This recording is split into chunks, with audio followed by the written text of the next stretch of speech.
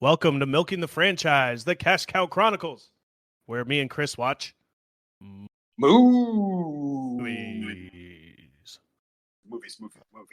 Welcome to the show. My name is Tanner. I'm Chris. Thanks for being with us. Yeah.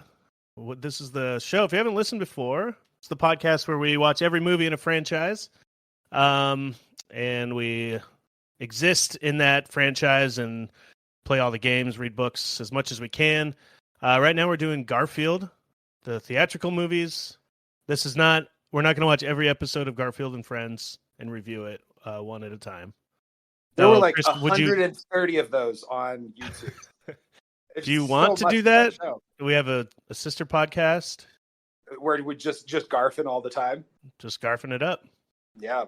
There's a title. Have you started dreaming about lasagna yet, Tanner? Or zanyas, as I kept calling them last episode? I stopped dreaming about lasagnas because I'm getting my fix right now. Okay. And I no longer need to dream about them because they're in my life. Because they're happening in real time. That's great. And maybe the bigger question for you, Tanner, before we get into the Garfield, last week you mentioned the big mustache energy that you were rocking. Guess what? Is it still there? It's bushier than last week. It's 1 week bigger. I love that. I just trimmed around it today, and it's looking pretty spicy. Mm-hmm. I consider this. I think whenever I think about Garfield, I'm going to think about my mustache, and vice versa. I love that. I'm in my Garfield and mustache era. I love that for you. I love that for everyone who gets to see you. I just think you're bringing more stash energy, and that's good for the world. Feel good. You should see me. I'm up like Garfield and Odie dancing around. Yeah, Chris, how are you? I'm doing about good. My mustache. Doing good. We're getting real close to the end of the school year, so I'm kind of in that just hang on and get there mode. Oh yeah, a lot of naps. A lot of quietly swallowing sadness, but summer break is so close. Chris, that sound of sadness is coming through. No, I'm just kidding. Well,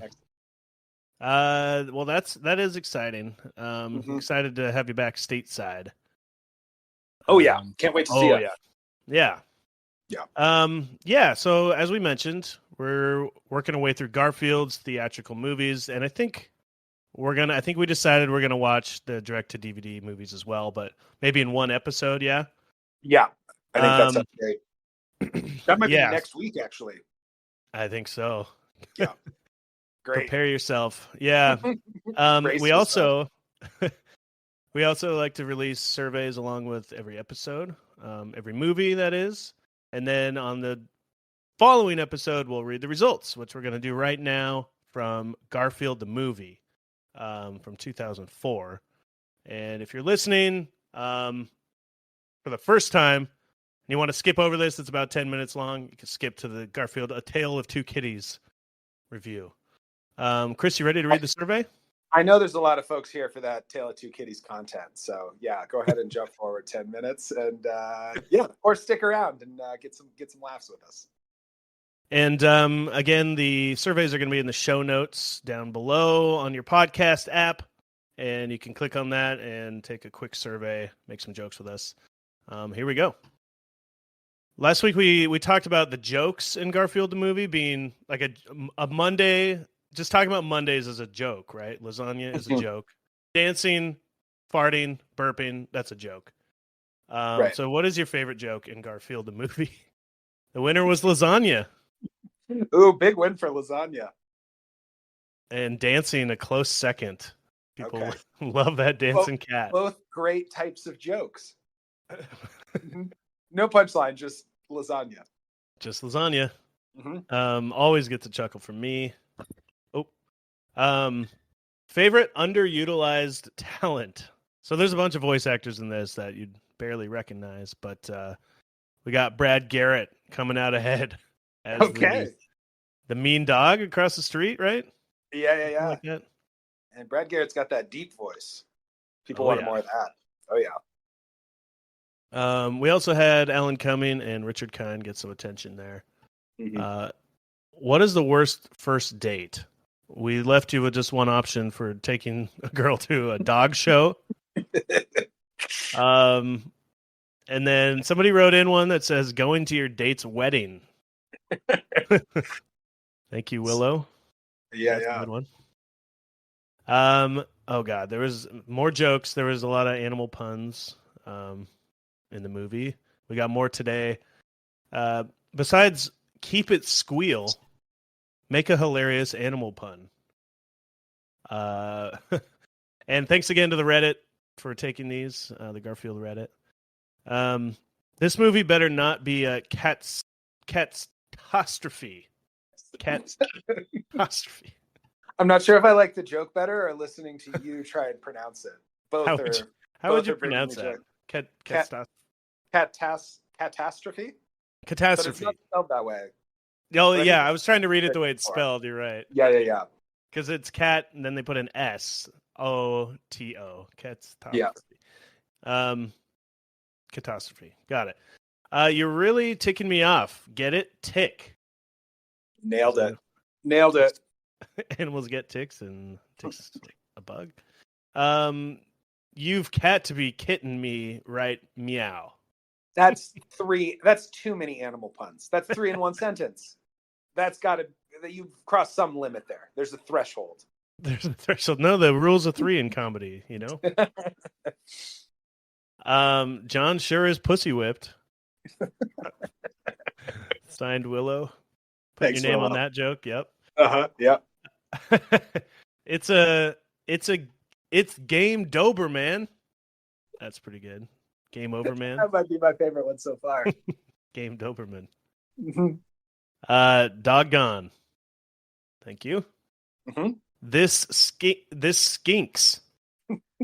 Is that something? I think stinks. But skink. What is that? What's a skink? Is it like a lizard? Like a newt? Could be. Because I didn't. Yeah, I don't know. Skink.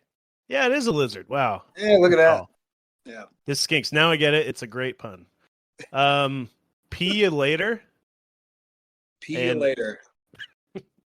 Later gator. That's a classic one. Wait, is pee the animal part of that joke? Unclear. Pee you later.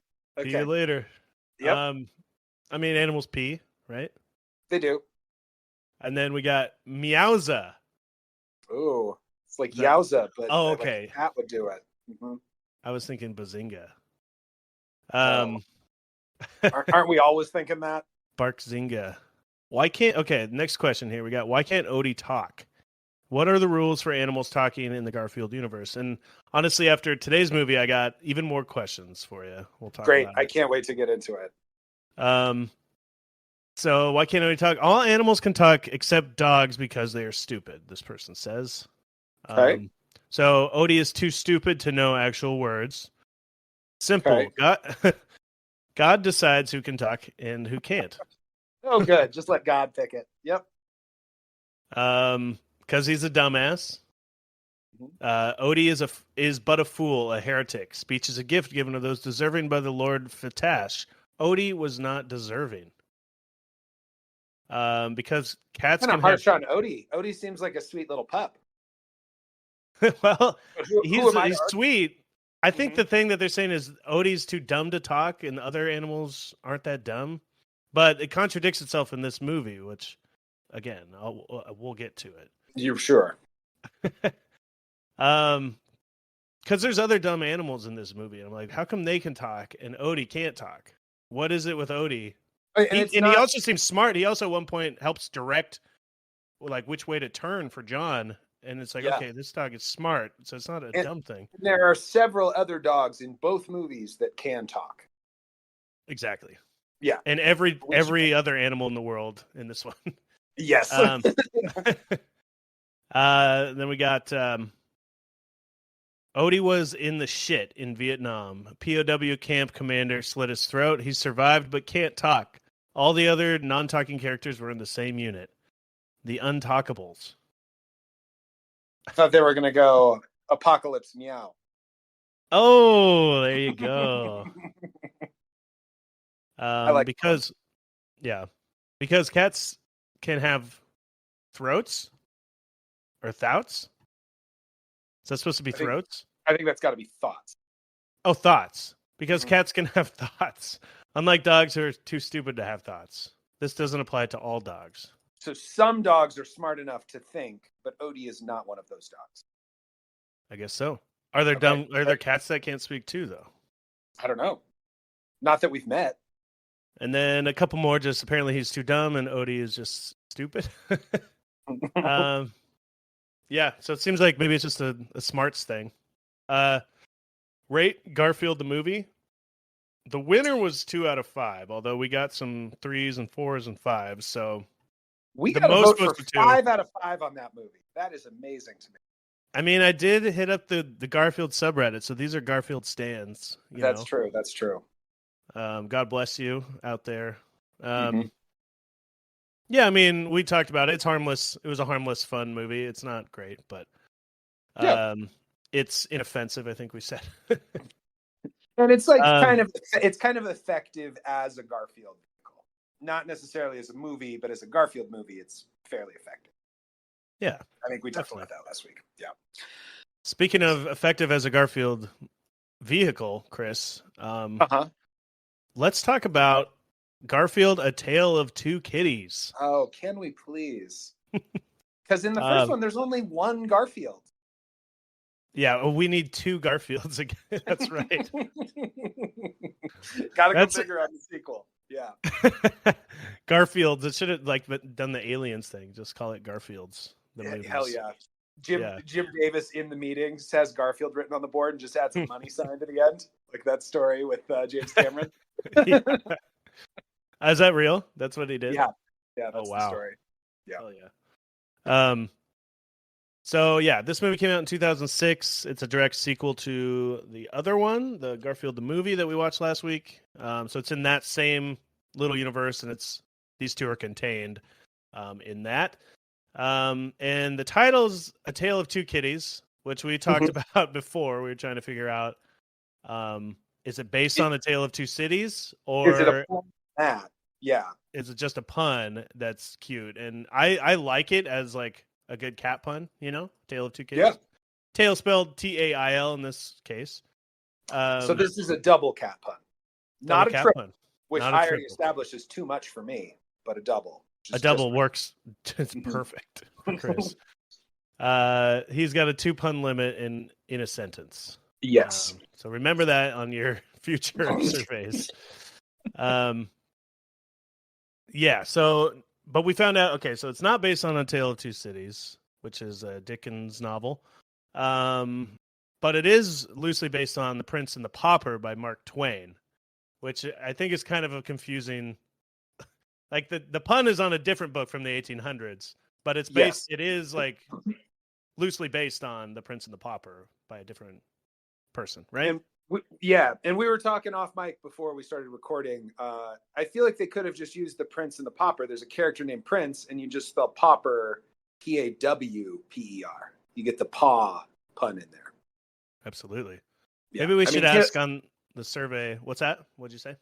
Oh, I was going to say Tale of Two Kitties is a great pun, but this is based on a different book. So, yeah, anyway. I mean, I don't think you want to make a Garfield movie about that. It sounds a little too adult, maybe, for a Garfield. That's fair. A Tale of Two Cities is. But yeah, The Prince and the Pauper, basically a rich kid and a poor kid swap places, right? That's kind of the general thing, and they each have to live in each other's shoes for a bit. Yeah, it's like wife swap. But like it's olden timey. Kid swap. Maybe on the survey, Chris, we should ask to come up with another Garfield, or like a cat pun title of a book, Some more Oh, I puns. love that. Like a classic literature cat pun. Yeah. Yeah. Garfield would approve. Hell yeah. Hell yeah. So let's get into it. It's Garfield: The Tale of Two Kitties, come out in 2006. Directed by Tim Hill, who has directed some stinkers. Ooh, tell me. Actually, he's a big part of SpongeBob, which I guess you got to give him credit because SpongeBob was great. Yeah. But he directed the Muppets from Space movie, which I think killed the Muppet movies for a long time.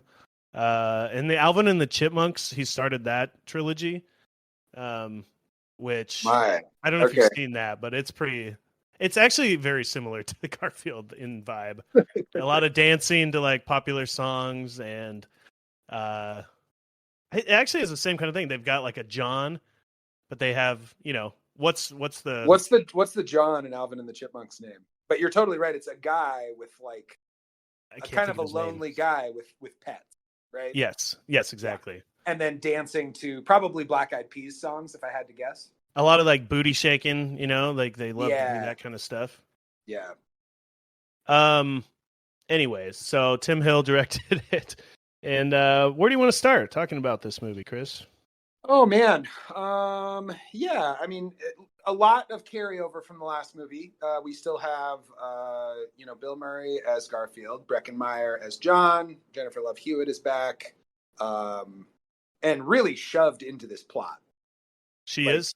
Yeah, didn't you think so? She's like sorta. She's like the catalyst for them going to the UK just for like but I don't even know what she's doing actually.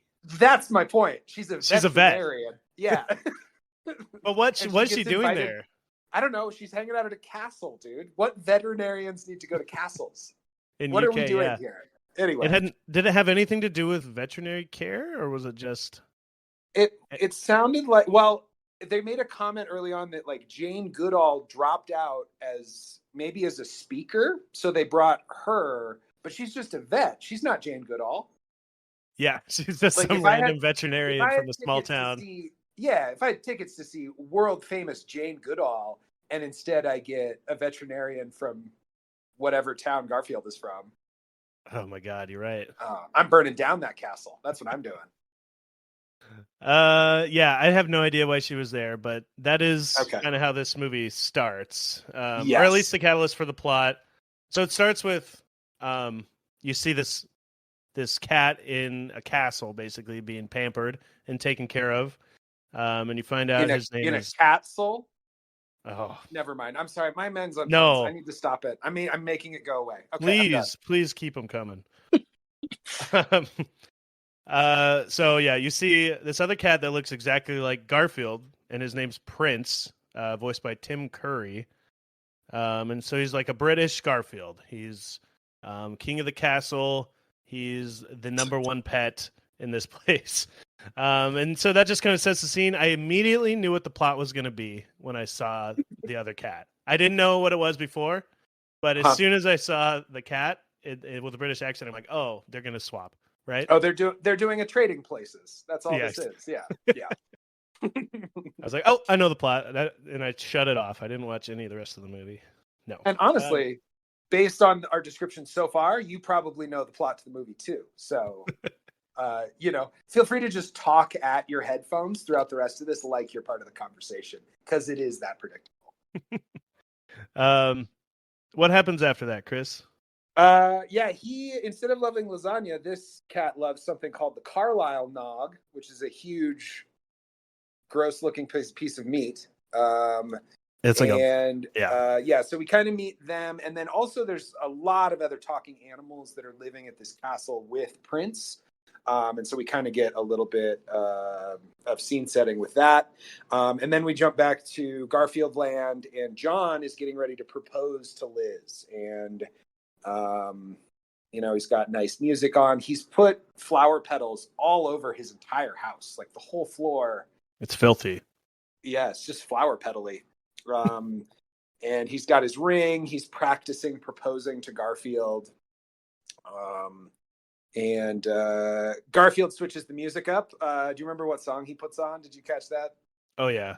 Cat Scratch Fever by, what's his name? The Nuge. Nuge. Ted Nuge. Yeah. Yeah. So we already get a little quick. It's not quite a dance scene. It's maybe a couple dance moves there. Mm-hmm. But we're doing the sequel, baby. We got to add some dancing cats in here. Yep. Incredibly obvious music cues. Check and check. And so he turns the music on really loud, Cat Scratch Fever, and John spills his wine because he's just so startled by the sound, I guess. Over himself. The Nuge just has that effect on people, I think. And Chris, I'm happy to say the fifth character of this movie is back. Bad Joke Jazz is here again. I loved this concept, this phrase that we came up with last week. Yes, and it's throughout this movie. Yes. Yeah, again, because if you didn't hear that, nobody can hear Garfield, but it's Bill Murray just kind of riffing and saying all these lines, like some jokes, sort of jokes, that kind of stuff, and just kind of riffing. And he's always singing the wrong lyrics over the song and like just making it up. So yeah, it's just Bad Joke Jazz, we called it. Yeah. Yeah. And we get some more jokes and burps and all that stuff. Yeah. Yeah. And yeah, what else happens here? Liz shows up. Yeah, and John doesn't change his shirt, even though he's planning to propose and he's at his house. He just goes for it. I feel like it happened so fast. She rang the doorbell right after that. Like in the middle of Cat Scratch Fever. Yeah, the Nuge summoned her. And so Liz shows up and drops the news that, again, Jane Goodall dropped out of some event in London. So they called her. And so she's going to London right away. And she has to go home and pack her bags. And their date is going to have to wait, which means that John cannot propose the way that he wanted to. And that's good because Garfield ate the entire turkey and stole the ring. Classic Garfield moves. Yeah. Yeah. Wait, he stole the ring too? I missed that part. Yeah, he does get the ring back, but yeah, John did not have it.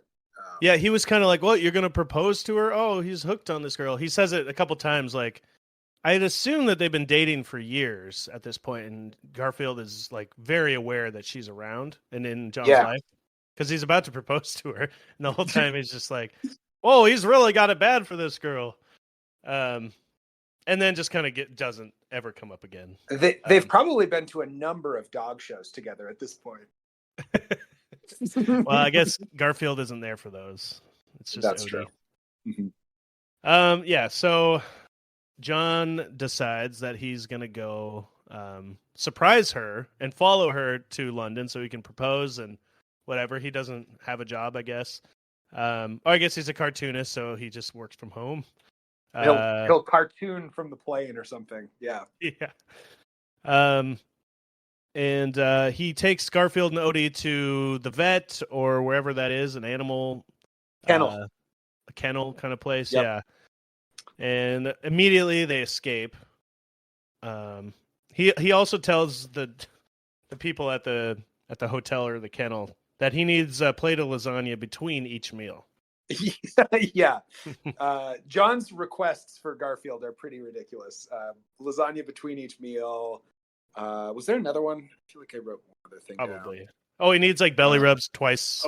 Belly twice rubs, an hour, and then also twice a day or something. He leaves Pookie, the stuffed animal, for Garfield too. And the woman's kind of like, yeah, whatever, get out of here. Yeah, Pookie's a character in the show or the strip too, right? Like his little doll. It must be. Yes. Oh, yes. I haven't actually seen it in one of the strips yet, but I also came to the realization this week my stuffed animal as a kid was named Pookie, and I think it was stolen from this. I think it must have been stolen from Garfield. I also think that's just like a common name for a stuffed animal, maybe. Is it? Okay, maybe it is. It's like Fido for a dog. I don't know. Yeah, maybe it was stolen from this. Yeah. Or maybe he stole it from me. Maybe I'm the original one. That's probably it. You were born in 1978, right? Yes. No, he's got me beat by like 10 years. So yeah. Garfield gets put in like a cage, and I thought it was kind of a funny joke when he's reading his own Miranda rights. Like, I have the right to remain silent. Anything I say can and will be used against me in a court of law. And they immediately break out and climb into John's car, throw all of John's clothes on the street, and they hide in the suitcase so that they can go to London too. Yeah. Yeah. And then it kind of cuts to the Carlisle Castle, which is where this other cat that looks like Garfield lives. It's an older woman. What is she, a queen? Her name was Lady Carlisle, and I have no idea how the dukes and dames and how that whole system works. So what's a lady? Is that a queen? No, it's not a lady, but it's an important house or something like that. I'm assuming it's like one of the main houses. It's not the king and queen, but it's like, a different area's main. I don't know, main royalty. You're nailing it, Tanner. We're so I got British, it, dude. I think it's a lady, and then like a dude is the male version, right? A lady and a dude. Yes, I think you've got. No, I think it's a duke. Is the other one? Is what I meant to say. Not does a duke not go with a dame? I thought a duke and a dame were paired up. Oh, I thought a dame was just like a broad or something. Oh, I see. No, I don't know. Okay. Regardless, we have no idea how the royalty works over there. So yeah. Anyway, this Lady Carlisle has died, and the animals are on the estate at Carlisle Castle are living this great life. Lady Carlisle was like very giving towards the animals, and they have this great little setup. And so they're really worried that whoever inherits this Carlisle Castle is going to change their way of life. So there's a quick scene of. Luckily, she leaves the house to the cat. Yes. not to her one heir, played by Billy Connolly. Yeah. Dargis, is that his name? Something like that. It's a weird name. Yeah. And he is obviously very upset because he thought he was about to inherit this big castle. And we'll find out more about that later. He's the big Lord bad in this movie. Lord Dargis, yeah. Okay. So Lord and Lady go together. Lord and Lady. And you're and maybe Dame and Duke go together too. Okay. I don't know the hierarchy though. There's somewhere high up. We're gonna figure out this royalty thing by the end of the episode, Tanner. I wouldn't bet on it, but maybe. We're gonna act confident like we figured it out by the end of the episode. How's that sound? Can we commit to that? I'm gonna read what's in my notes and stick to that, which is not knowing and being ignorant. Great. I love it. Yes, because I think both Tanner and I are the pauper in this situation. So we need a prince to come trade with us for a little bit. We do need a prince. You're right. Yeah. So we can trade off with like, I don't know, the Blank Check podcast or something. And they can do our podcast and see how the poor podcasters do it as opposed to the rich ones. You know what I mean? Yeah. I like that. What's that podcast do? What do I have to be good at? They watch every director's movie in order. Okay. Yeah. Okay. And it's basically about how directors, if they have like a big hit at some point, they kind of get a blank check and are able to make whatever they want, which sometimes leads to like crazy ass movies like, Francis Ford Coppola's Megalopolis. Something like that, Fair. Okay. I was hoping that podcast was like Serial or something. We had to pretend like we were good at true crime or like that'd be better. No, this is more of an actual 1-to-1 kind of switch. Similar. Yeah. But we don't talk about other podcasts on here, so excuse me. There are rivals, Chris. We're rivaling. That's right. Yeah, us first. We're ranked number 100 in Norway, so ooh, we're moving on up. Shouts out Norway. Let's break that top 100. What up, Norway? Yeah. Anyway, so Billy Connolly is not stoked. He is the only living heir of this dead woman, and she just left this entire estate to a cat. This part reminded me a lot of that Bad Doolittle movie we just watched for Bad Movie Monday, like all of these talking animals. And I had a hard time like shaking that comparison as the movie kept going. Yeah, it's a little less fantastical than that one was, but yeah, you know what I mean? They're not going on adventures or anything. That's true. They mostly just stay at the castle, but it is a lot of talking animal content here. Definitely. Again, like there's like cows and ducks and geese and mice or whatever, all sorts of animals here. Dogs, they're all talking. Every other animal in this movie is a talking dog or a talking except animal. for Odie. Except for Odie. Except for Odie. Dargis decides he's going to take things into his own hands, and he kidnaps Prince in a picnic basket, and then just like tosses the picnic basket into a pond or into a river. Classic. So Prince, does not die. This is a very poorly executed plan, but instead floats into London. So I don't know if 40 you figured out miles. the plot, but Garfield's going to London. Prince is going to London.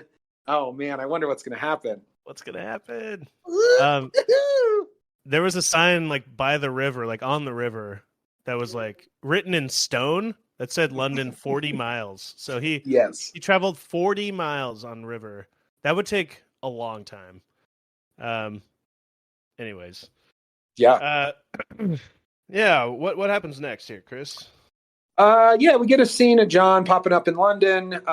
So he's planning on just kind of showing up, saying hi to Liz and proposing. But once again, Garfield ruins the moment, pops out of the bag. And Garfield immediately goes to play in the bidet, which shows us both that bidets are funny because poop stuff, but also they're in Europe.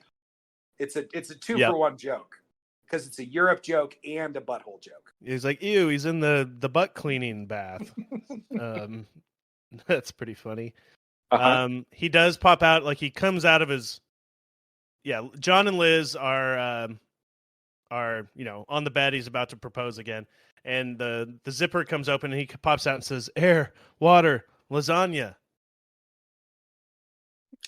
So. Again, joke.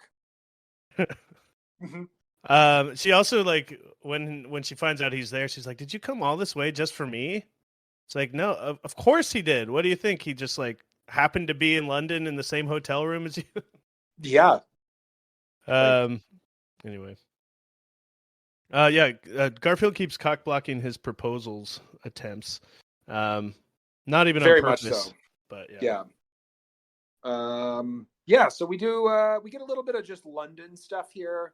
Let's see. They go do tourist things like I hope I'm not getting ahead of myself here, but they go see Big Ben. They're those guards that you have to try and make laugh. Yeah. Like all of the very stereotypical England things. You see a double-decker bus. Mm-hmm. Anytime an American goes to London in a TV show or movie, he's got to like mess with those guys, right? Because they're so stone-faced, and that's funny. Definitely. And like the older I get, the more miserable that job seems to me. Like having people come up to you and just harass you at work. Yeah. I mean, as a bartender, that's how I feel. People always harassing me for drinks. Yeah. Hey, can I get this and that? I'm like, I just want to get paid and do nothing. Come on. I'm vibing over here. Quit fucking with my flow. I'm listening to my tunes.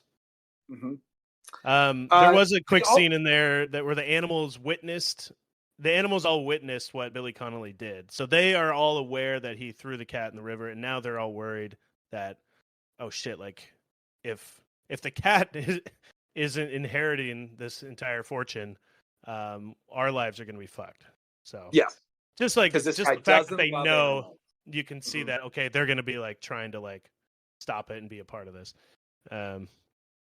Yeah. What else happens here, Chris? They also dropped in like this thing about the royal corgis, and I really thought they were going to come back to that, but then they never did. I wasn't sure if that was a joke on its own. Anyway, not important. They're talking about. Did you catch that though? No, dogs that are like other royalty animals. Yeah. Like a car drives by with the royal corgis in it, and they made one other mention to it. And so I really thought that we were going to meet those corgis or they were going to do something, but then they never did. I'm assuming it's like a joke that the king and queen maybe have like some corgis that are just also like lavished, kind of like this cat is. And then maybe all the great houses have their own like special pets. Okay. I don't know. I'm on board. Fine. Yeah, and so meanwhile, Smithy is a character that we met before. He's kind of like the butler type character at the castle, and he is in town running errands and almost hits Garfield with his Rolls Royce, and so hops out, and he thinks it's Prince. At this point, Prince is missing from the castle, and he thinks he's found this missing cat, and he grabs him to bring him back to the castle. And Garfield initially protests, but there's a meat pie in the back seat. So, he's a fat cat. He likes food. So he goes along for the ride. Definitely. And then a few minutes later, the Prince, the British cat, pops out of a storm drain right next to Odie. Like right at the same spot Odie was just left with Garfield. Yep. And is filthy. And John also happens to just show up at the right time. Even though London's really small, right? It's that's like what I wrote. Small town, huh? Yeah. John just shows up and is like, "Where have you been? You're filthy." And so they, now he's got what he thinks is Garfield. The switcheroo is complete. John says, "Garfield, where have you been? You got out of the hotel room or whatever." And he says, "What the devil is a Garfield?" That was a pretty good Tim Curry. That was pretty good. He's got that real royal British accent going on in this movie. Yeah, big time. Yeah. He's working for his paycheck. He's really leaning into it here. Yeah, I like him. Tim Curry's great. I agreed. Yeah. Again, amazing casting in this movie. Yeah. Billy Connolly's pretty fun. They got Tim Curry to do British Garfield. And the butler is it was like Elaine's boss in Seinfeld. I remember him from that. Okay. Yeah, he was the one who cut his candy bars, his Snickers bar with a knife and fork, and would eat it with a knife and fork. Yep. So then you get a shot of what Billy Connolly is going to be up to. So now that Prince is out of the picture, he's going to inherit the castle, and he's meeting with this girl, this businesswoman. I don't know what her role exactly was in all this. Kind of the younger blonde girl, right? Yeah, it kind of seemed like she was just like she was like getting the money together. She was like organizing. She's an investor or something, yeah, right? Something like that. Yeah. And so his plan is to build a Carlisle resort and spa on the property, tear down the castle, serve all the animals to the patrons as food. Yeah. Yeah, get some duck meat in there. Yeah, and so that's his evil plan. It's another evil developer story, which we kind of had a couple weeks ago, right? Yeah, with Roadhouse, with the newest Roadhouse 2. That's 3, evil, yeah. Yeah, that's like an evil developer movie. So, of course, since it's an evil developer movie, the bad guy has that 3D model of the thing that he wants to build, so they can show it. They always have that, you're right. Yeah. And this one, they just want to put in some apartment complexes on this beautiful, lavish castle ground. Pretty dastardly plan from Dargis. Mm-hmm. Dargis. Yeah. What happens next? Let's see. Garfield burps and then arrives at the castle. And he meets all the other animals, and they're immediately treating him like a king. And so he does a weird little stand-up set. Bad joke jazz. Bad joke jazz. In a big way. And jazz was happening while he was doing it. So I think they were self-aware at that point. And maybe he had already thought of the words bad joke jazz. I hope so. He's promised they coined it and we just discovered it. You know what I mean? Absolutely. Yeah. They didn't tell anyone though, because they didn't want bad press about the movie. They called it good joke jazz, probably. But he's promised a feast if he gives a speech to these barn animals. At first he's like, I don't care what's happening. But he has to give a rousing speech to the animals to make sure everything's going to be fine. And he kind of just riffs some shit and is hoping to get to the feast portion.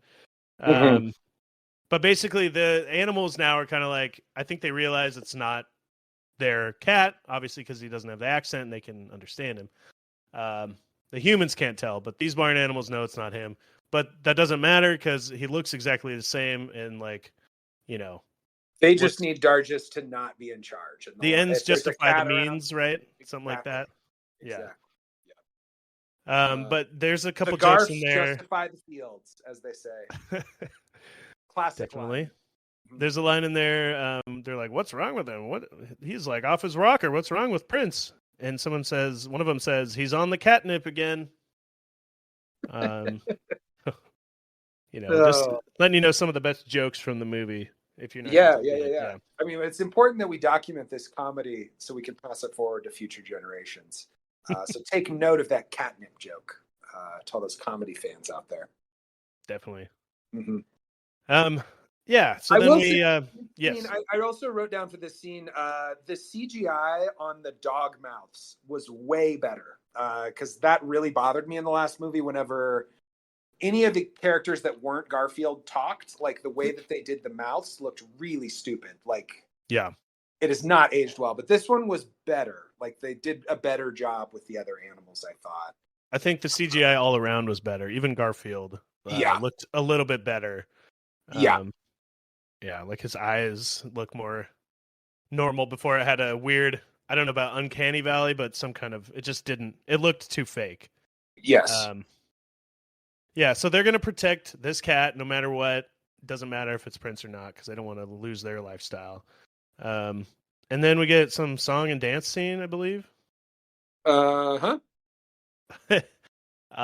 Tell us about it.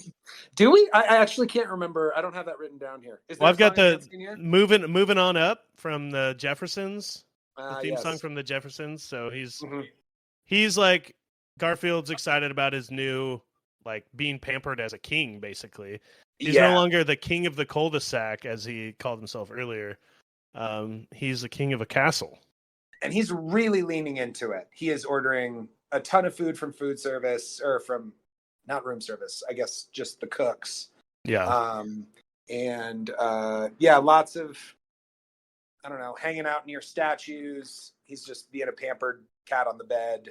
And he's singing this Moving On Up song while doing this and dancing around. It's kind of a montage. He's also doing lyrical jazz where he's just again, like not singing. He's just Bill Murray riffing kind of to the tune of Moving On Up. Yeah. Again, it sounds like he just recorded it, like just on his own in his bedroom on his phone, which he honestly might have done. You know, they sent him like an early cut of this, and they're like, "Yeah, just jazz over this, Bill. Let it go. Just do your thing, baby." Yeah. He also makes a decree towards the end after all that that there's going to be no more Mondays. So today is Tuesday. Yeah, take that, Mondays. I like that. I liked it. Yeah. What else we get in here? Other little pieces in there. There's a giant playhouse, and we get a joke where he goes into the playhouse and it makes him fart. Did you write that down also? Yep. I didn't. There was so many jokes happening that I missed that fart. Mm-hmm. Great. And then there's giant pile of dishes. Like Garfield is just eating a ton of shit. He's kind of starting to wear out his welcome, which we'll come back around in a little bit. And and then also we see that Prince was a royal, and there's paintings of Garfield's going back for generations. So this family has always had a fat orange cat that looks exactly like Garfield. I kind of missed that, I guess. Yeah. Okay. Yeah. Cool. Let's see. I don't know. I've got like the trouser tug of war. So the animals are they're on to Billy Connolly, and one of their plans to get, I don't know, to stop him or just to like distract him is to get this dog, this mean dog. I didn't catch the dog's name. It's Rommel the Rottweiler. There it is. Yep. And he basically they have a little trouser tug of war with a pair of pants, and they're ripping it. This is basically to get the dog's scent and angry towards pants, right? Yeah. Towards specifically Lord Dargis's pants. And then you see a scene of that dog biting Lord Dargis's penis because he's wearing those trousers. Yep. Or at least like he's biting the front end of the pants. It's not that graphic, obviously, but it's supposed to be played as like, oh, he bit his dick, ha ha ha. It's like it's like America's Funniest Home Videos. Like nut shots are funny. Yeah, definitely. Yeah. So that's a plot point, right? That this dog is now attracted to the scent of his pants. Yes, and they will come back to that several times. So log that away, file that away for later, because we will return to that point. Yeah, a lot of things kind of happening back and forth between the two cats and where they're at. Prince is with John and Liz right now, and they're all at dinner, and they get him some lasagna, and guess what? This cat doesn't like lasagna. What? I know. So he's like slightly suspicious, but then Prince is like, well, I guess I need to eat something. So they don't really notice it's not Garfield yet. But they kind of allude to, he's not acting. Well, he does eat the lasagna, and he decides he loves it. He ends up face planting it. Oh, he did? God, I missed a lot of this movie. Yeah, he pulled a classic Garfield move at the end. He's initially reluctant. Yeah. It's one of those movies that I took a bunch of notes, and then I'd miss little things here and there because I'm writing stuff down. Yeah. And we get more dance scenes here, right? Oh, yeah. We sure do. Another joke scene. I also had a scene here where Garfield, the real Garfield, is at the castle making lasagna. It's like kind of a 2-for-1 on the lasagna jokes. This was, I guess, a dance. It wasn't really a dance scene, but it was a musical number. Yeah. He's and not into that Carlisle meat tube that I mentioned at the beginning of this thing. He won't eat it, so he demands that they make him lasagna. And instead of, I didn't understand this. Like, aren't there cooks that made all the food before? Why do the animals have to make the lasagna? Because so it's because this cat. They know what this cat likes, and so when the cat's hungry, they have food that they already know what to make for him, and they can't actually talk to the humans, so they can't say, "Hey, make lasagna for this cat." You know what I mean? Got you. So they got to make it themselves, and there's a whole musical number of them all putting the pieces together and doing it. Somehow they make an actual lasagna. These animals, all to the tune of "Pump It" by the Black Eyed Peas. Yeah, which is another recurring character from the last movie. I was happy that they showed back up in this, and definitely. But the song it samples Misraloo, the classic, it's an instrumental song, from Pulp Fiction, Misraloo. Yeah. It's so bad though, that song. Pump It. It's just like that same riff, but then it's like they just add Pump It at the in between. Oh yeah, they added nothing to that song. It's just it's like Pump It. Yeah. Anyway, so I was also wondering, Chris, do you think that this is the first time in Garfield lore and history that he's ever made his own lasagna? It's got to be, right? I don't know. I mean, I haven't read I've read barely any. There's so many comic strips. Who would know? Maybe someone out there knows. I bet he's made lasagna before. There's maybe it's one of the best jokes. It's the joke we decided was the best Garfield joke in the survey today. True. So he must have made it at some point. He could have. I mean, I feel like normally he steals it from a window or just steals it from something, or it's already John's just there. About to eat it, and then he steals it from John. Yeah. But maybe it's the first time, maybe not. Something to really think about for the next week or so, Chris. And I will be thinking about it. To quote this movie, it's not a dish; it's the stuff of dreams. Oh, Tanner, I gotta eat lasagna sometime during the next 2 weeks while we're doing this movie. I have to, right? Yeah, I think you do. I'll make some up too. We'll have some zanyas in the next week or two. Let's eat it on air next week. If we really want to live Garfield, I think we need to up our zanya intake. We should just have like a 20-minute part of the podcast where we're eating lasagna. It's just hear ASMR of us munching on lasagna. Garfield ASMR, yeah. Yeah. All right, where are we at here, Chris? Well, they eat this lasagna and they love it. So I had a question for you about that. Do all animals love lasagna? It's not unique to Garfield. He just has the best lasagna access. I think he just loves lasagna, and like they probably had never had lasagna, Mm-hmm. And so he's just introducing them to his likes, and they like it too. So I don't know. Yeah.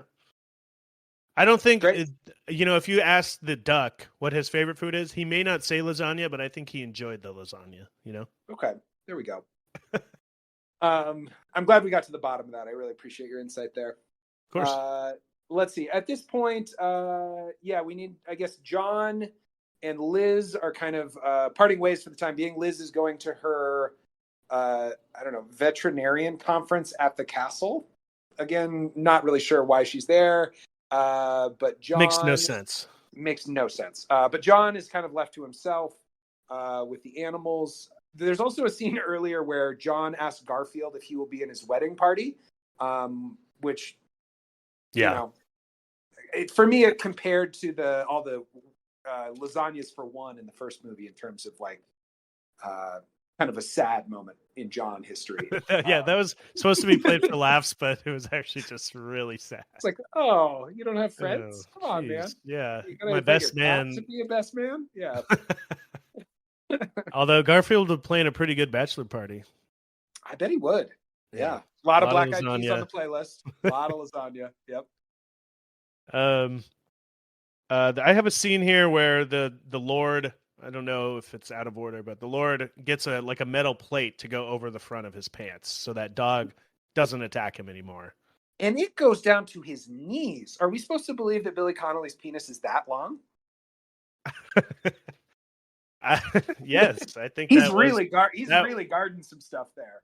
I think that was the intention. Yes. Okay, great. It was a penis length joke. But in that scene, I don't think that was the joke. But in that scene, Dargis is kind of retraining the dog to attack Garfield. So he's wearing this huge metal cup that Tanner was talking about, and using a stake to get the Rottweiler to attack one of the paintings with the orange cat in it. So he's trying to get, painted to Garfield instead of his pants. Exactly. And again, if Garfield, if the orange cat is dead, he gets the castle. But until that happens, right? Because remember the plot of this movie castle is he must kill a cat in order to take the cat's inheritance, which is rightfully the cat's inheritance. Mm-hmm. It's actually a lot like that Knives Out movie, but with a cat, right? Yeah, I guess it is, isn't it? Yeah.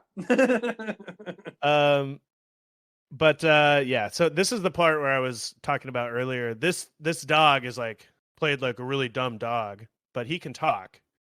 And so it just calls into the whole Odie question. I guess we already kind of talked about it, but they made a point of making this dog just really stupid. So in this universe, these two movies at least. Yeah, exactly. In these two movies, I think it's just Odie that can't talk. Just for whatever reason, there's no explanation needed. That's the only animal in the world that can't talk. That's what it seems like to me. It's not just a dumb thing. Anyway. Yeah. And I'm fine with that because he doesn't talk in the comic strips. It would be weird if he talked. If he talked, it would be weird for sure. Yeah. Yeah. But it is weird that the other dogs can talk. Yeah. I mean, obviously I'm not trying to get too, it's not like world breaking or anything like that, but it is just kind of funny just to think about the rules of this universe. Definitely.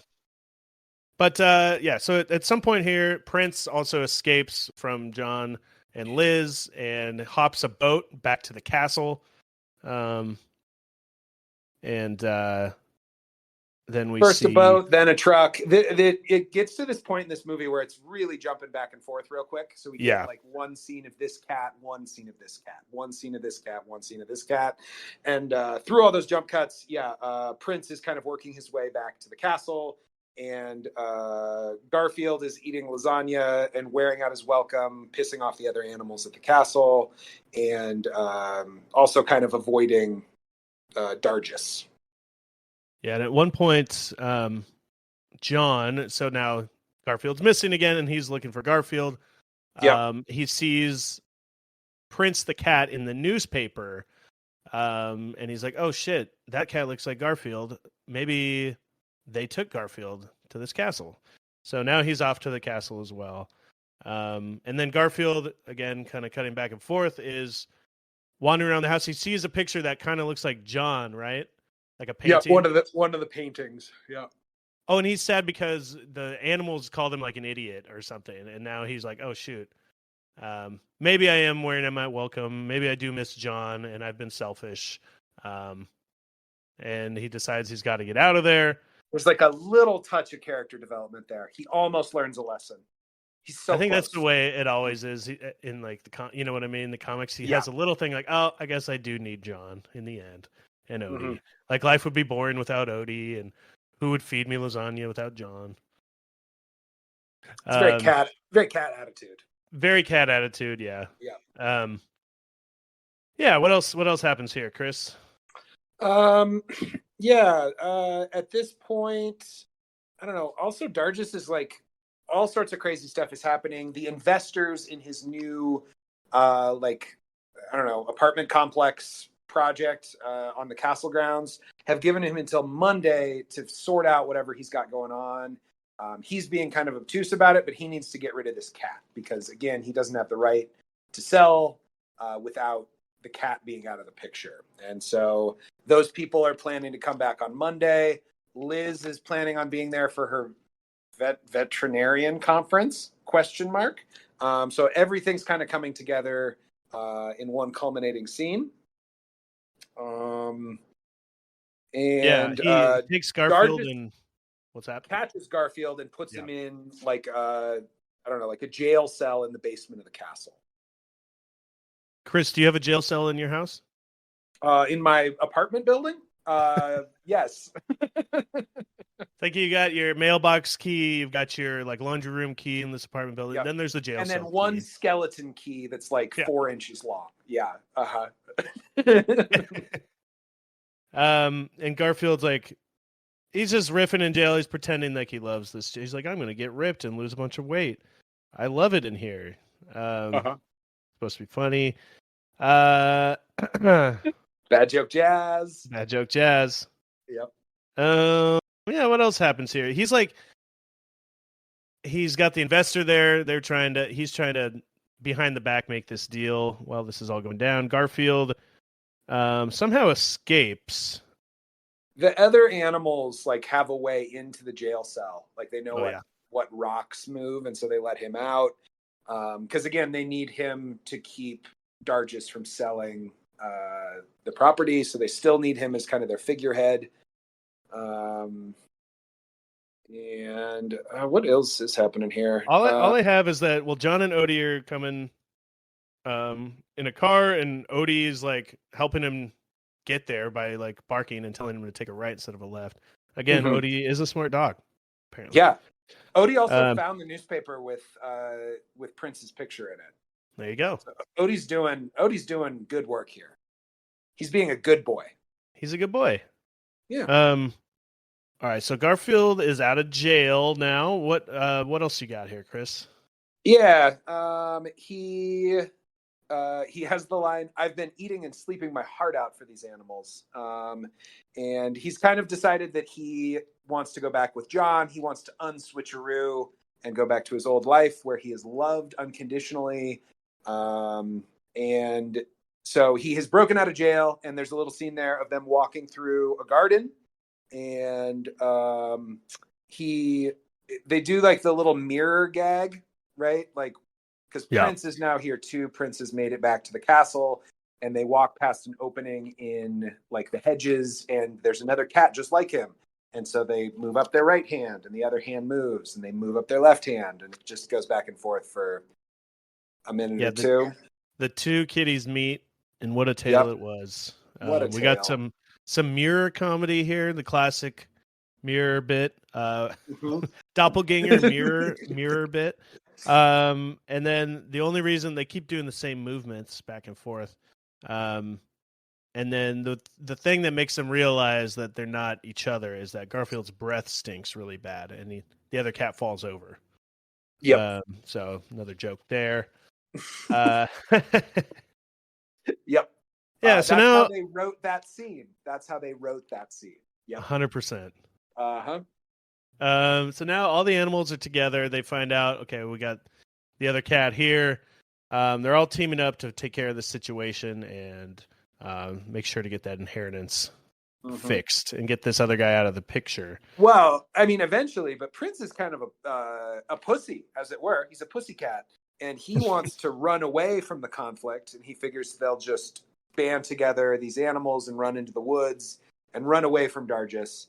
But Garfield decides he's going to go by G-Cat, and they're going to do a plan of some type. What is it, G-Cat? Yeah, he's like, you can call me G-Cat. What does that mean? I don't know. They don't explain it, and no one ever calls him that. So I'm not really sure. But he's very insistent that that's his, like, I think it's like his operative name, like 007 or something. Yeah. So he's the agent, and he's gonna fix it. Yeah. How does this all go down, Chris? I didn't really get how there's so much happening in the next, like, to the end of the movie, basically. Yeah. At one point, he rides a cow. Yeah, I think it's easier to look at this with like Dargis as kind of being the main character. He's juggling all these investors who have shown up, and he also has to hunt down this orange cat. And also, there are a bunch of people there, veterinarians there, and so he's got a lot of things on his plate. And meanwhile, the barnyard animals are doing some crazy madcap nonsense. They're riding around in the dumbwaiter. They're like trapping him in the covered bed. Like, he's trying to keep the cat a secret, because if everyone knows the cat is alive, then he doesn't get it. So the whole thing is him like trying to hide the fact that the cat's there while trying to kill it and like, take care of it on the side without anyone knowing that this is all happening. Yes. Thank you for that. I think I was getting a little bit ahead of myself. I think that's some very necessary, you were world yeah. No, you were there. Yeah. And again, like all these things are happening. I don't even know. There's so many little moments. At one point, he's chasing Garfield with a flail. I think that's maybe towards the end, or am I getting ahead of myself? No, you're right there. Yep. And that's that like metal ball connected to a chain that like suits of armor have, right? That's a flail. Yes. Okay. Yeah. It's like a mace, but on a chain. Also, there's this one scene where there's a bunch of suits of armor in like the atrium of the castle, and Dargis runs through and gets tripped by one, and inside are the ducks, and it seems, okay, they can move a suit of armor. A duck can move a full human-sized suit of armor. Chris, this is the Garfield world, all right? Anything can happen. Right. You're right. It's a cartoon. Yeah, it is a cartoon. And the dog comes back into the picture here because he still wants the trousers that Tanner explained earlier. So the dog is chasing Dargis too. And then, the investors are also around. So he has to be like, just wait right there. I'll be there in just a moment. I just have to take care of one little thing. And then he'll run off and, you know, chase after Garfield. And then the dog will chase him. And, it's kind of a lot of that for about 5 minutes. Yeah, so basically that's what's going on through the end of this movie. John is driving. He runs into the butler. Did he fire the butler or something? He sent him on vacation so he wouldn't get in the way of this business deal. Yeah. Yeah. So John says, just happens to come across the butler. A lot of like good, chance meetings in this movie that happen to work out for the plot. But he runs into the butler and he's like, "Have you seen this cat?" And they're like, "Oh, that's the cat." He's like, "It also looks like Garfield." So he takes the butler back to the castle with him, and they're all convening at the same time. So it's kind of revealed he's like after all this mayhem is happening, his suit is completely torn up and he's all dirty, and the Lord is, and he's got a crossbow, and it's kind of like revealed in front of everyone, right? Yes, he's kind of lost his mind at this point.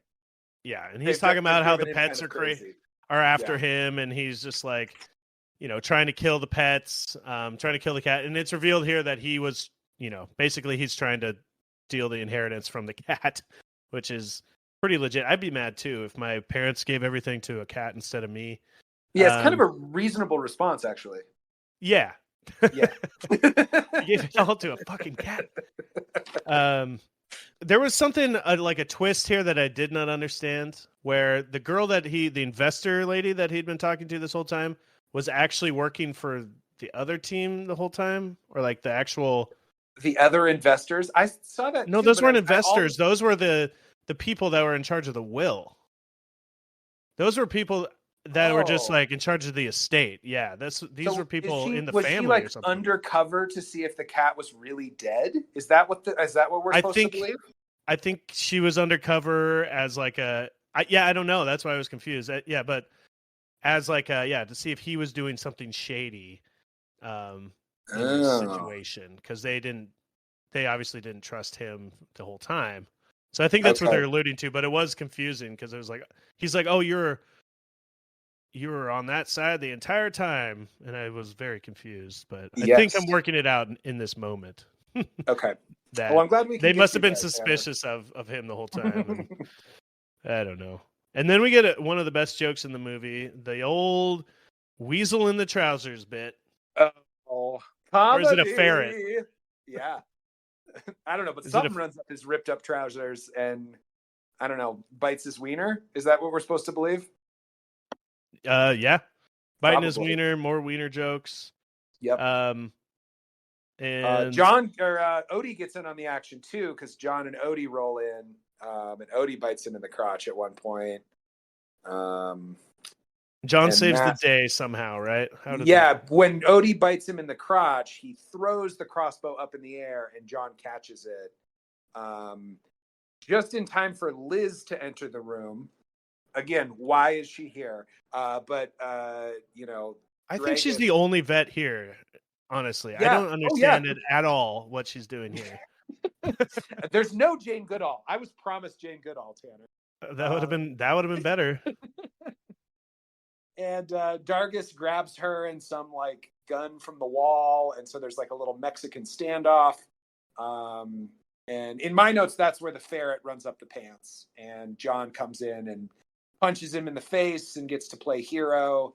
And then the cops come and take Lord Dragus. I can't even remember Dingus. his name at this point. Dingus. And I wrote at this point, like, what was his actual crime? Like, what did he do at this point? Like, attempted cat murder? I mean, that's a crime. If you killed a cat, I'd call the cops on you, Chris. Well, what if I tried to kill a cat? Is that a real crime? Oh, it's not great. It makes me a bad person, but like, does it make me a criminal? Attempted murder of a cat? That's a good question. I don't know what the rules are.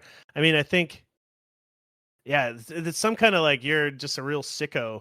We got to get you out of here. I don't even know if he was arrested. Well, I mean, if they just say, hey, take him away, they're royalty, I mean, I guess. It's true. Yeah, they could just throw him in that jail cell in the basement. Like, I mean, you're trying to kill, like, if you tried to kill the president's dog, I bet you'd be thrown in jail. You know what I mean? That's true. Yeah. Yeah. Okay, fair. I also just saw in the Wikipedia plot summary here that John and Odie discover this mix-up and go to the castle, which Liz is coincidentally visiting. So Liz just happens to be visiting, according to this. It's not even a veterinarian-related thing. She just is there hanging out like a tourist. Who knows? It really. Yeah. There's some more of this in the final. They just like, all right, let's just finish this fucking movie. We're done. Yeah. They clearly thought that, and they also knew, Jennifer Love Hewitt. That's a hot commodity. We need to have her in this movie as much as possible. And so she could have just been along for the ride of finding Garfield again. That's without a doubt. Totally fine. Yeah. Instead, it's like a coincidence that she's there. Anyway, a lot of coincidence in this movie. A lot of coincidence. Yeah. Coincidences.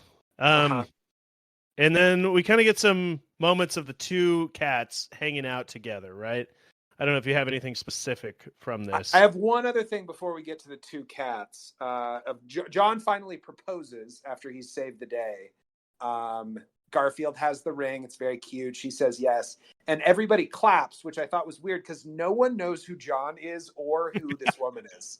They're just strangers but Chris, in this castle. They love love. They love love. Who doesn't love love? Anyway, I just wanted to shout that out before we got to the two cats hanging scene that kind of wraps this up. Yeah. Yeah, so then it's just a lot of little bits for the rest of the movie. The movie's basically, the plot is over. He gets taken away. The two cats are kind of, I don't have anything specific, but they're just like, hey, I'm this cat and I'm this cat. Look at our different personalities, but we look the same. And they're friends now. Garfield is celebrated by all the animals because he saved the day. And then you get some more dancing, I believe. Bunch of dancing. Yeah, there's like a dance off between the two Garfields, you know. Just what you needed. Just what you needed to wrap this thing up. They go to, they throw a party and all the animals come inside and they go like hang out by the pool. And Garfield drops the eternal line, when the going gets tough, the great ones party. So bad. Which is not even it should be like the great ones lasagna or something. It just doesn't even feel in character again. I also did a little Wikipedia dive. The song they're playing here, did you catch it at all? Yeah, I Shazammed it. It's Let's Move by the Transcenders or something. Yeah, did you read about the Transcenders at all? Because I was sure it was a Black Eyed Peas song when it came on. I was like, this sounds just like Black Eyed Peas or Baha Men as like the first one. It's like the same vibe. Yes. Do you know why it's the same vibe? It's because the Transcenders are three dudes who were originally songwriters with the Black Eyed Peas, and they moved into basically just movie scores. So they just do generic pop songs like this one for movies. They're not even like a real band. I wonder if they're used in like the Alvin and the Chipmunk movies or something. You know, I could see that same vibe happening in that movie. Yeah. When you can't afford Let's Get It Started, you just hire the guys that wrote songs with them to make one that's like that. That sounds like it, yeah. Transcenders are, but that's the ultimate. That's the final song in this movie that they're having their big dance off to, and it's by a fake band. Not fake, but yeah, a studio band. Yeah. Sorry, that's true. Yeah, and it's not. I mean, it's not that big of a difference. They're just not like a touring band. They don't like put out albums very often. You know, it's just music for movies. I shouldn't be so cynical about it. I mean, are you calling John Williams a fake composer? That's it. You know, movie music is great music too. I don't know why I'm being such a jerk about it. And it does say Transcenders is a full service music production company. It's not. You're right. Maybe it's not a band. It's just it's a music production company. Yeah, they did the way art was supposed to be. They did a lot of movies there. No. Music production company. Yeah. So here's a list of some of the movies that they did scores for, or Please. Music placement. Road Trip, Barbershop 2, Harold and Kumar Go to White Castle, White Chicks. Let's see, John Tucker Must Die. Bring It On 2 and 3. Knocked Up, Super Bad, Forgetting Sarah Marshall. There's some good movies on this list, actually. I mean, yeah, that says additional music for that, so they just have some of their stuff. I bet it's like a lot cheaper than, like you said, getting popular songs. Yeah. Anyways, so that song plays, they dance off. Yep. And then there's just like a bunch of little scenes of animals hanging out in a pool, and Garfield's like floating on a little small throne, like a pool throne. And my question at the end here is, it seems like Garfield is they're just staying at the castle now. Is that kind of right? Like now John and Liz live at the castle. They just live there now. They don't even show John and Liz, but Garfield is there. He gets crowned and given meat again at the end. And I know that these are just supposed to be little funny bits. It's not like nobody gives a shit about the plot or what's happening. But to me, I'm looking at like, is Garfield just living there now? That's how it ends. They don't go back home or anything. Yeah. Odie's in a jester hat. Yeah, I don't know. You have anything about that? The barn animals are all in the pool, which is Not a lot. disgusting, by the way. I will say the first movie ended with black and white freeze frames from the movie over the credits, which was stupid and horrible. This one has bloops, just like little bits from the party over the credits. It's fine. It's whatever. Oh no, it's then they have 10 minutes of the movie. Basically, there's little bits end at 70 minutes or something, 72 minutes. Yeah. And then there's 10 minutes of stills again and very long credits. And there are color stills this time. Okay, I turned it off before that, so I did not make it to the color stills. But I'm glad they kept that part of the franchise. But it's literally like most of the movie. I feel like they got in to the, what's considered a movie, like over the 70-minute mark or whatever. Yeah. And then they just added 10 minutes more credits. What's that? Yeah. This movie is so short, so I'm sure they had to add some stuff in to like beef it up to hit that mark or something. Yeah. Chris, what'd you think of the movie? Man, Tanner, I think there were parts of this that I liked more than the last one. I think that they learned some things from the first one with the CGI.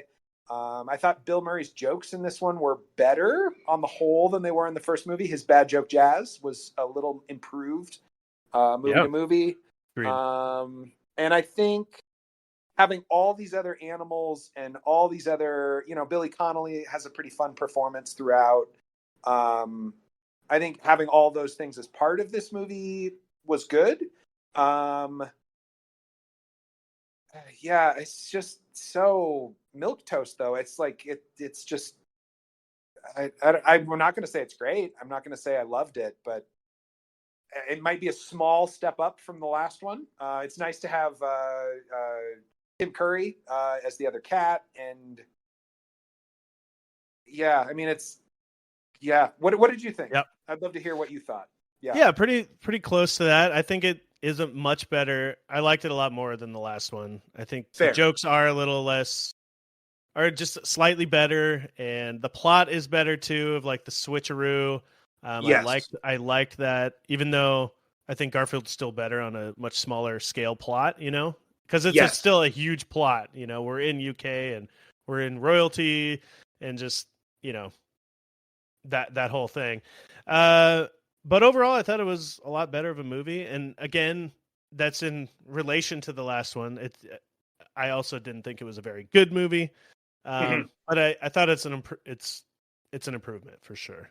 I thought so too. And I was honestly kind of shocked that I liked this one more than the last one, because it's called A Tale of Two Kitties. I thought this was going to be like rivaling Highlander the Source as the worst movie that we've seen. And it was actually better than the first one in a lot of ways. Yeah. It's like the exact same basically as the first one as far as tone and feel. A little bit less emphasis on the dancing as a joke, which is great. And a little bit more plot coherence and kind of just like interest, I guess. And side actors are better. Who was the villain in the last movie? Oh yeah, Stephen. It was the rich guy who was maybe owned a cat food company. Maybe he was a TV celebrity. I still don't quite know what his job was in the last movie. Probably. Yeah. Yeah. So I thought overall it's a better movie. I don't think it's a great kids movie, but it's better. Yeah. Chris, do you think would you want a sequel to this movie? No. I think it's fine. I just don't think this is the right medium for Garfield. He doesn't come across as animated enough. Like I watched this and then we watched Garfield and Friends and I was like, I get this. And we'll talk about Garfield and Friends in a minute, but like I want smaller pieces of Garfield than what these feature-length movies provide. And I want it to feel more animated. Like Odie is still played by a real dog. And I want Odie to look silly with a long neck and big flappy brown ears and like a little pointy tail. Like I want and a dopey looking happy face and all that. Yeah. And so I don't know. So we'll see what we think of. I think the next couple movies, it's going to feel much more animated than what we've been watching this week and last week. But but we'll see. What do you think? Does this deserve a sequel? What do you want to see it do from here? No. Yeah. I mean, I think last week we tried the CGI live action combo and we missed. So we can and we did end it there. The financially this movie I guess made technically wasn't like a total bomb or anything, so it made domestically it seems like it did, but Garfield has huge international appeal, which I'm seeing with this new movie as well. Yeah. The most recent one. I've been noticing it more recently, and I live international, so I can speak to it a little bit. But yeah, like Simpsons is crazy popular down here. It's on like restaurants and signs and T-shirts. It's everywhere, and I've been noticing it more with Garfield. And I think it's just like such a recognizable character. It's like such a long-standing character, and it's really easy to go across cultures. Yeah, it can translate in other languages pretty simply. Exactly. Yeah. Yeah. Well, this movie cost $60 million to make. I assume a huge chunk of that's in Bill Murray's bank account. And then it made $143 million worldwide. So the rule is definitely usually double the production budget to see if it makes money. So I think it did. Yeah. I guess they weren't that satisfied with it because they didn't make a third one, which was initially planned. But it wasn't good enough, I guess. Domestically, it only made like $23 million, and the rest was all international. So it seemed like a huge bomb. Yeah, I could also see one of the principals not like. Did Bill Murray want to do a third one of these? I'm surprised he did a second. I couldn't find much information on why he did this other one, and I know a lot of actors they'll do one movie to be able to do another movie or something. Maybe he got the part in Lost in Translation so he could by agreeing to do Garfield. I don't know, but or maybe he's just like, I'm already the voice of Garfield. I might as well stick with it. Who knows? Yeah, it's real weird because we talked about him so much during Ghostbusters, and I read that book that talked about at this point Bill Murray was so popular and famous he could do whatever he wanted, and he had like a 1-800 number that Sofia Coppola had to call and leave a message to get him to come play in Lost in Translation. And you told the anecdote last week about him thinking the first one was a Coen Brothers movie, but after you do the first one, you realize it is not a Coen Brothers movie, and he signed up for a second one. So I don't know why he did it.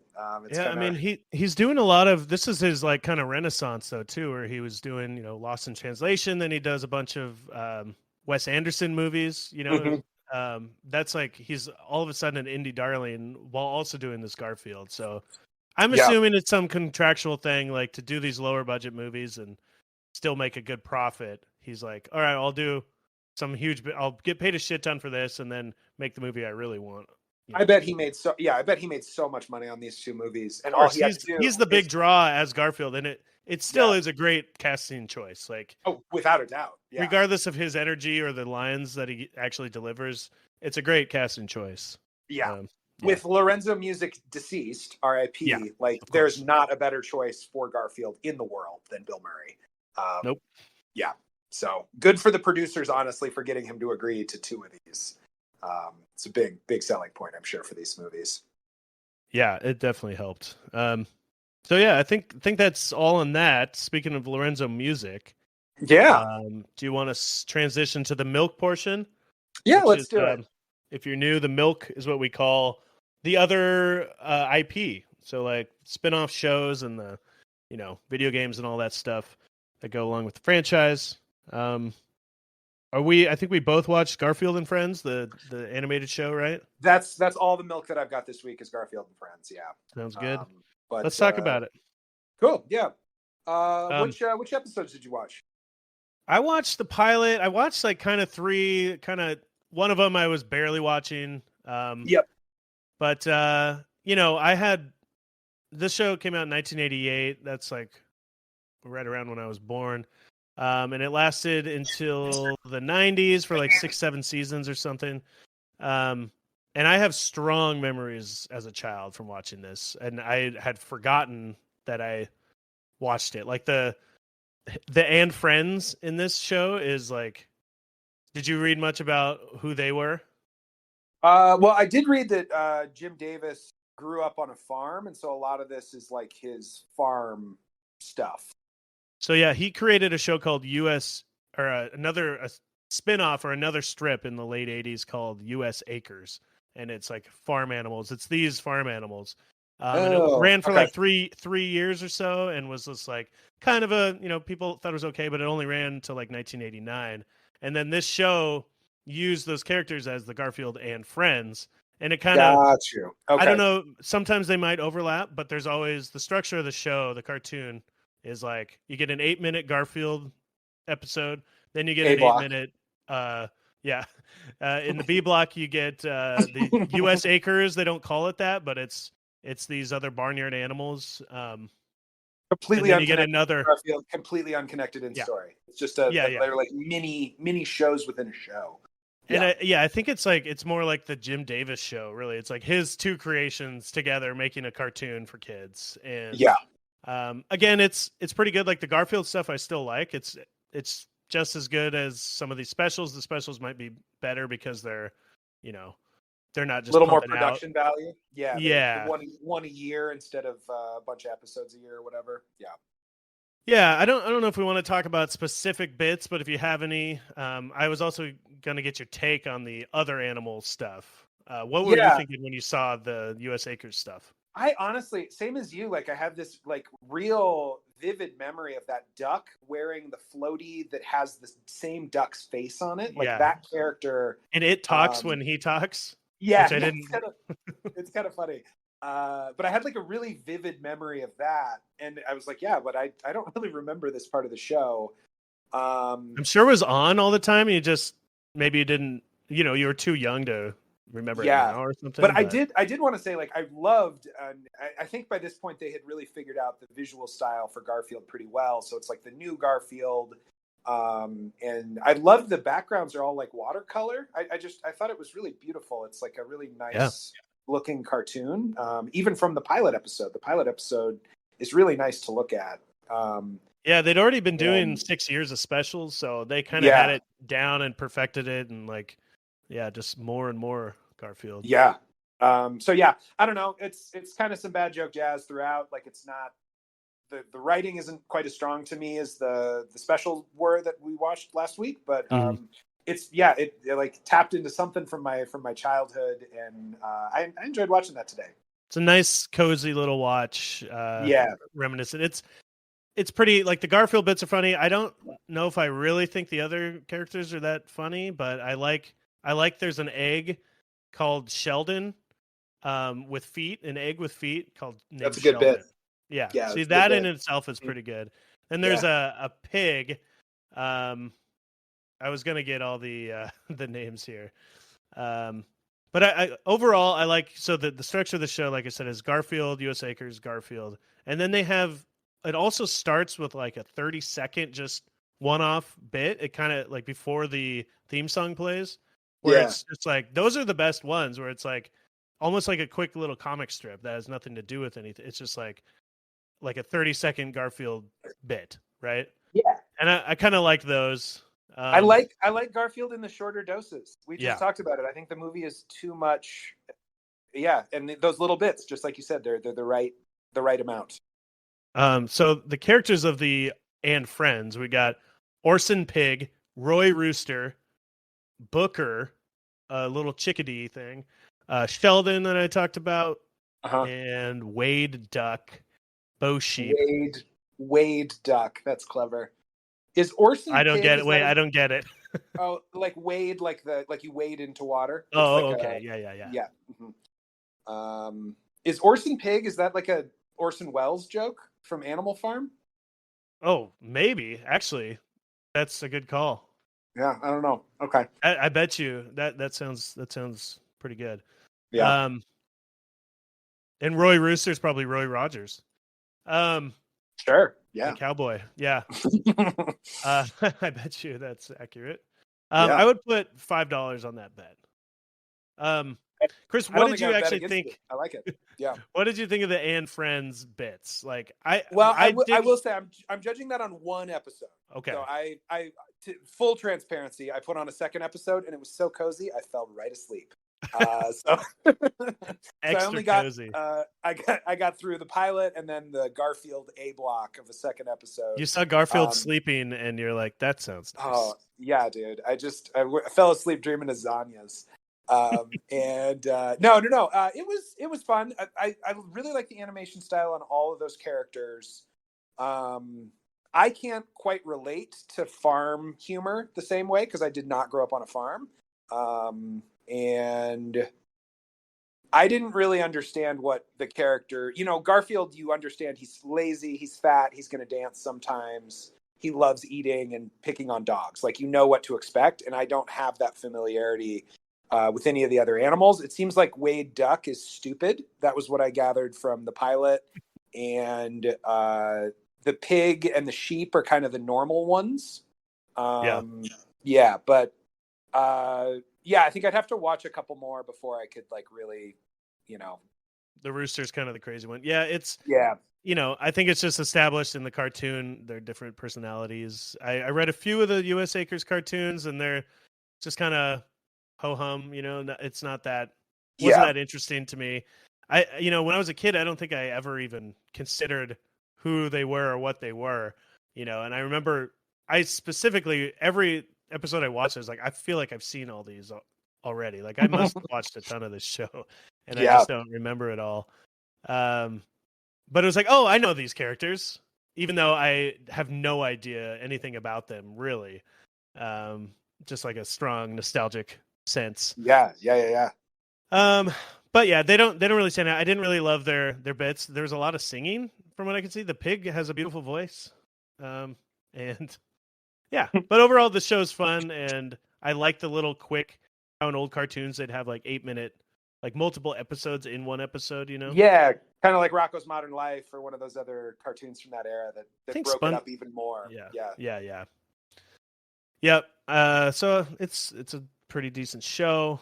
Yeah. Anything else you want to say about it? Yeah, still like the specials better, but this was it was better than I was expecting. Also, I still don't know who Nermal is. I thought I was going to meet Nermal today, and I didn't. Oh, yeah. Well, yeah. Nermal and Arlene are in there. Yeah, Nermal's a rival / friend, gray cat, and Arlene is like a pink love interest cat, right? Love interest cat, and they're in the show as well. I know it's not like they're in every episode, but I did see in one of the episodes I watched, Liz showed up as John's love interest. Okay. And the one that I saw, he was calling up every girl from his phone book and striking out because he's like, I got this new jacket. I want to go on a date. And it's like this just like patchwork jacket.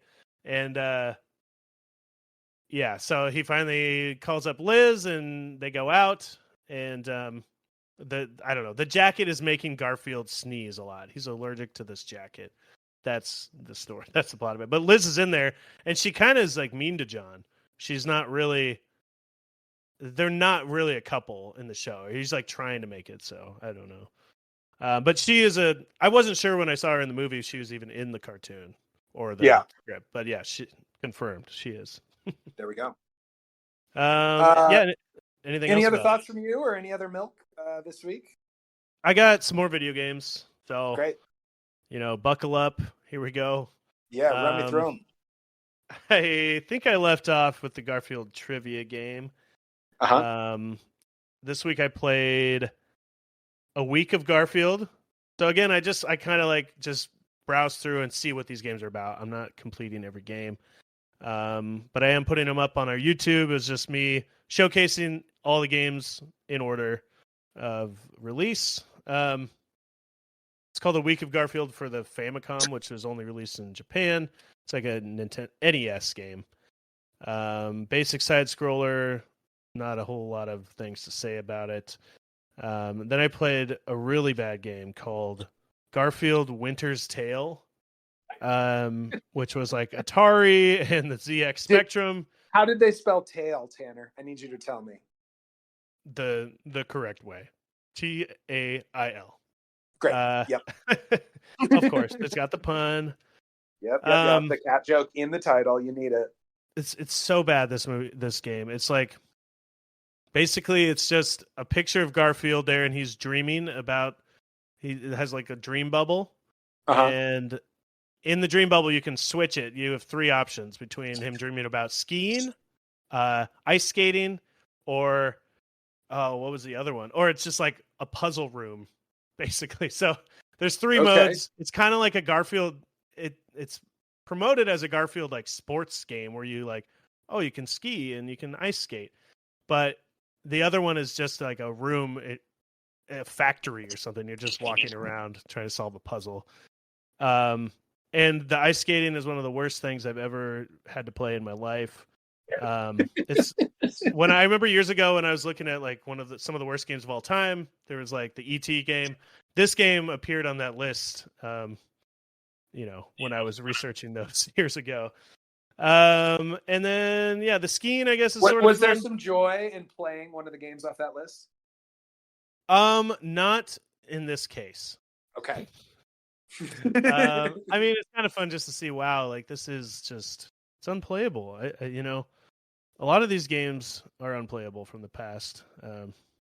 It's just I've had too many. It's a cash grab, dude. It's a cash grab. They came up with the Winter's Tale pun, and they went from there. Well, it's also just like we're going to talk on this next one here. They just like they make some game like, oh, let's make some skiing or like winter sports games or something, and then we'll just slap Garfield on it, right? So I think the initial seed is just the skating. They're like, oh, what can we merchandise it with? What can we add onto it? And Paws Inc. is always there, just offering up Garfield like a little slut. Sorry. But here he'll do anything for money. So that game exists and it sucks. And then I played it's called Garfield's Labyrinth, which we talked a lot about this game before with the Ghostbusters. If you remember, there was a Game Boy game called The Real Ghostbusters that was made in 3 different countries. It was released 3 different ways. So in the US, it's released as The Real Ghostbusters. In Europe, it's released as Garfield's Labyrinth. And then in Japan, it's Mickey Mouse Labyrinth or something. And so it's they literally just slapped game. A different character over the top. The sprite is just a different character each time. It has nothing to do with Garfield. You're not collecting lasagna or anything different. At least the Ghostbusters version had like the Ghostbusters music, which was something that could separate it. But this is just unknown Garfield music. So I played a little bit of that, and it was the exact same game, but with Garfield. There you go. Which I still think is just crazy and interesting. I guess the UK loves Garfield. That's what I take from that. I mean, after Garfield visited for Tale of Two Kitties, I hope they love Garfield. That's why they sent him over there. They're like, I know it's going to be huge overseas, so let's set it overseas. Well, actually, British people love seeing those security guards that can't laugh in movies. They love it. Well, they like when Americans fuck with them because it's like, these stupid Americans, they love to fuck with this. Yes. And the last one I played was kind of in my era of gaming, finally. 1995, Garfield Caught in the Act for the Sega Genesis. So it's kind of just a simple side-scrolling game, like like Lion King or Aladdin or something from that era. And he gets sucked into a TV, and then every level is like just some random kind of like the first one is like a Dracula level, and then I couldn't beat it. Odie is Dracula. You fight him at the end, and I played it probably like 12 times. Because you get a bunch of continues, and I got to the boss, and I could not figure out how to fight him or kill him. Okay. But anyway, it's there. It's fun. Well, that one was more fun than all the others, but it's very hard. I guess my review would be that the controls are very unresponsive. So if you like hit right and try to turn around or dodge something, it takes like way too long for it to happen. And then you get hit in that time. Yeah. It's just so unfair. But yeah, you can check me out on YouTube, not video or anything like that, but I kind of just, recorded myself playing these games, and you can check out all the Garfield games I've suffered through. And I think that's going to do it. Chris, do you have anything else for us? That's all for this week. Make sure you check the show notes. Please help us out by taking the survey, and we'll read your answers on the air next week. And like Tanner mentioned earlier, we'll be returning next week with what did you call these movies that we're watching next week? So yeah, they are straight to video or straight to DVD movies. The first one's called Garfield Gets Real, and they're like 3D animated, and they made 3 of them in like 3 years in the late like 2007 to 2009. So like right after this movie, they tried to bank it with some direct to, get more money out of the success of these 2 movies, and made some cheapo things. But these are written by Jim Davis, I believe, or he has his hand more in these versions. Interesting. So okay. Maybe it'll be more Garfield-y than these ones. But with really cheap animation, it looks like. Yeah. So our plan is to watch the first one of the 3 together, and then each one of us will tackle one of the other 2. So the format might be a little different next week, but we're excited to watch some straight to DVD Garfield. And I said that whole sentence without stopping in the middle. Oh, yeah. Thanks for listening. Like you said, take the survey in the show notes and make some jokes. Until then, Chris, keep it squeal. Keep it squeal, baby.